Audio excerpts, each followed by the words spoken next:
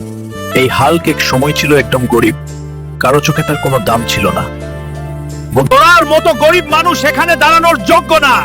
সেদিনের অপমান হাল্ক চুপ করে সহ্য করেছিল। বাবা রাগ নই, একদিন তুই তোর শক্তি সবাইকে দেখাবি।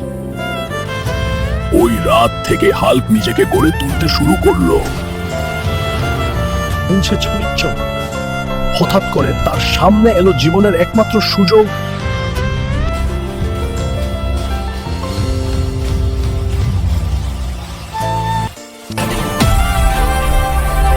আজ আর আমি চুপ থাকবো না। একটা লড়াইতেই বদলে গেল হাল্কের ভাগ্য। আমাকে ক্ষমা করে দাও। ক্ষমা আমি সবাইকে করি। হাল্ক প্রমাণ করে দিল শক্তি সরিয়ে নয়, বিশ্বাসে।